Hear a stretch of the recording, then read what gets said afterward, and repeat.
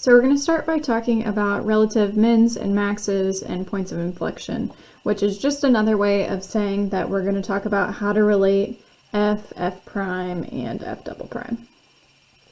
So just going through a few of those relationships, if f of x is increasing, we know that the derivative of that is the slope. So if the slope is positive, that means f prime is positive. If f of x is decreasing, that's happening when f prime is negative. So in order for f to have a relative max, that means that the slope must have gone from positive to negative. So f prime goes from positive to negative, and I'm going to do a lot of shorthand here. If it has a relative min, that means that f prime went from negative to positive. If f of x is concave down, we have two different things we can look at. We can look at the fact that f prime would have to be decreasing.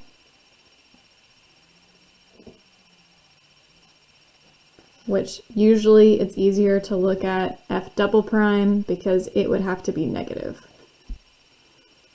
Opposite is true for concave up. That would mean that f prime is increasing,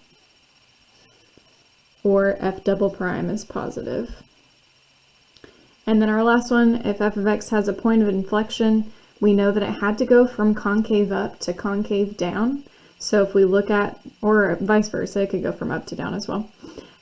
Looking at the last two here, that means that f prime had to have a min or a max, or you can say goes from decreasing to increasing, or vice versa, so either way. Or our f double prime changes signs.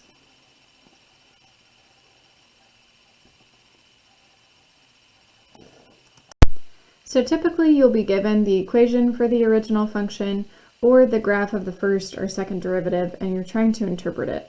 For this first example, we're given the original function, and then we're trying to figure out where it's concave down.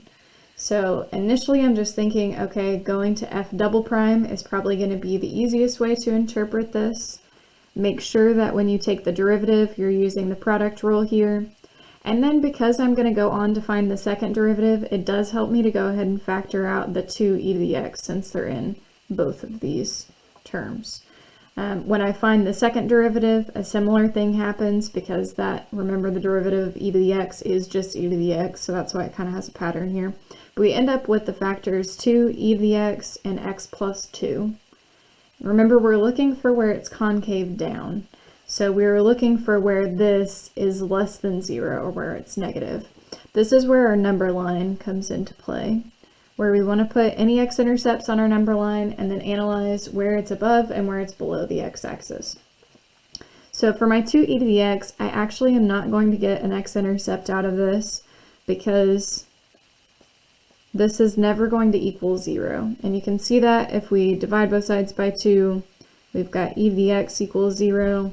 And even if we rewrote it as the natural log of 0, that is something that's undefined. Remember, the graph of natural log has that vertical asymptote at 0. So this doesn't give us anything, but we do have an x-intercept at -2. So I'm just analyzing to the left and the right of that. If I plug in 0 for my x value, I would get a +2 here, a +2 there, so this would be positive on that side. If I plug in a -3, this would be 2 over e to the third, so that's positive, but this part would be negative. So that left part is negative. So from this, and this was my f double prime, and it definitely helps to go ahead and label any number lines that you're using. But I know that my f double prime is negative to the left of -2, so that means that is where f is concave down. BA. Similarly, our next example gives us f of x and then asks for where it has a relative maximum. So pause the video, see if you can go ahead and find this one on your own.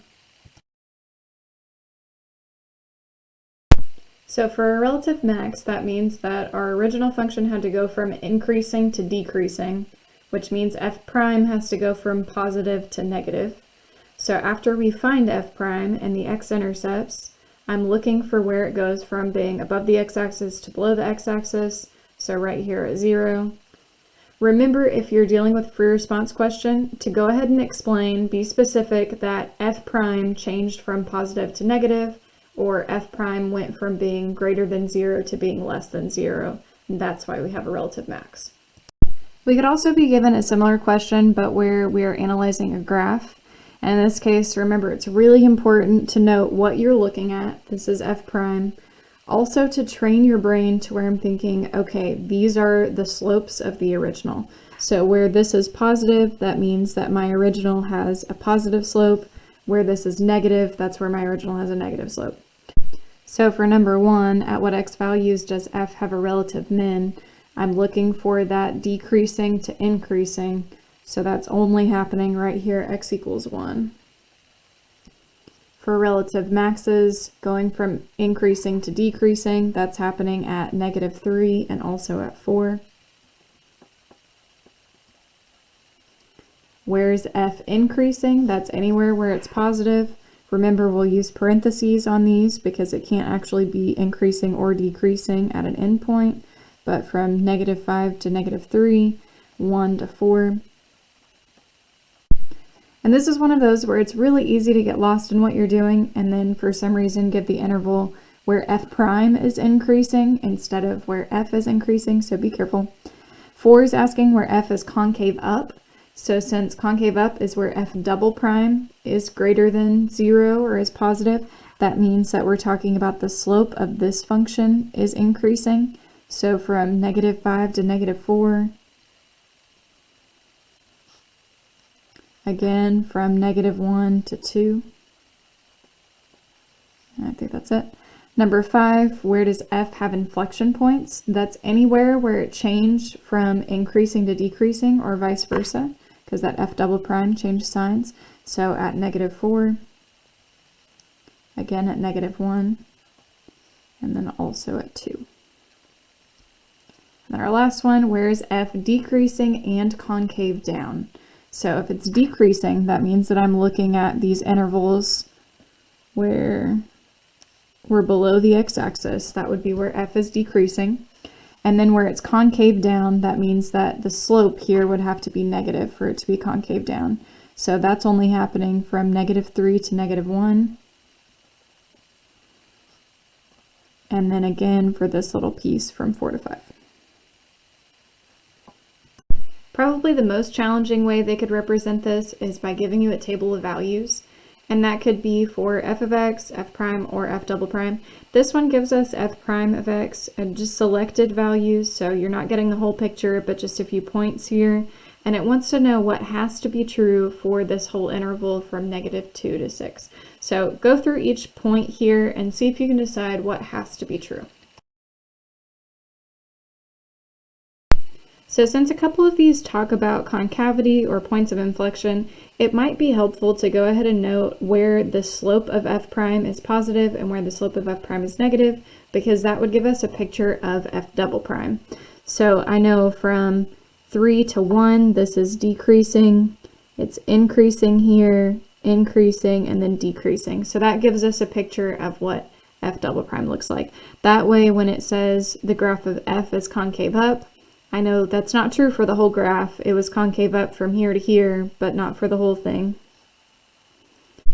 For B, the graph of f has at least 2 points of inflection. So that means for f double prime, we're looking for it to change signs, where f prime is going from increasing to decreasing or vice versa. And so we can see from this that f double prime does change from negative to positive and then from positive to negative. So it does have at least 2 points of inflection. For part C, f is increasing. Now this one's kind of tricky because it does seem like it's increasing because we have all positive values for f prime, but remember we're only given selected values, so we actually don't know that that has to be true. There could be some negative slopes in between those values. D says f has no critical points. This is kind of similar. In order to have critical points, that means that f prime would have to equal 0. And that's not happening here, but it could be happening at x equals 1 or x equals 2. E says f has at least 2 relative extrema. So to have at least 2 relative extrema, f prime would have to change from positive to negative or vice versa. And that could happen, but we just don't know that it has to be true. We don't have any proof that there's any relative extrema for what we have for f prime. The the last thing that I want to cover here is just reminding you of the extreme value theorem, which says if a function is continuous over a certain interval, then it has to have an absolute max and an absolute min. It could be more than one value, but there has to be a value that's lowest, a value that's highest. So a little reminder of how this works. As long as we know the function is continuous, we would start by finding critical values. So where f prime is 0, so mins, maxes, but also where there are vertical tangents. So if you have an f prime that is a fraction, we would set that denominator equal to 0 to see if it has vertical tangents. Once we have critical values, we're plugging in critical values and endpoints into the original function. And whatever is highest is the absolute max. Whatever is lowest has to be the absolute min.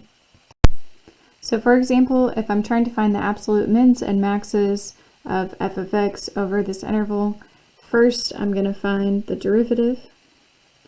So my f prime is going to be a negative sign 2 pi x times the derivative of 2 pi x.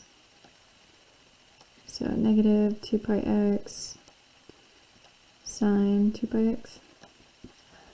Remember that we're looking for critical values here, so we want to go ahead and set f prime equal to 0.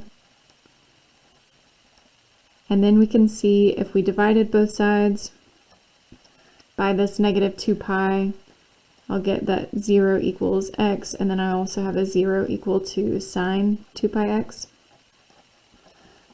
So for this part, we're looking for where is sine 0.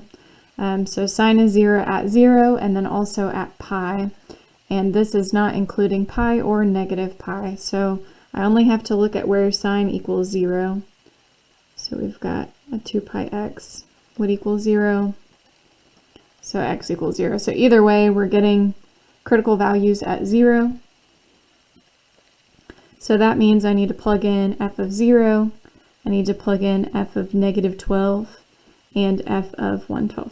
Notice at the top here that my interval does not include 1/12, but we want to plug it in anyway, and then if it happens to be the absolute min, then there just won't be a min. If it happens to be the absolute max, there won't be a max. So plugging in 0, I end up with a cosine of 0, which is 1. Plugging in negative 1/12, I end up with a cosine of negative pi over 6, which is a radical of 3 over 2. And then same thing happens with plugging in 1/12, I end up with a cosine of positive pi over 6, but it's still radical 3 over 2. So if I'm choosing my least value, these guys are both the least values, because this would be like less than, in between 1 and 2 over 2, so it's around 1/2, something like that. Both of these are my least value, so since this was not in the interval, my negative 1/12 radical 3 over 2 becomes my absolute min, and then my highest value at 0, 1 becomes my absolute max.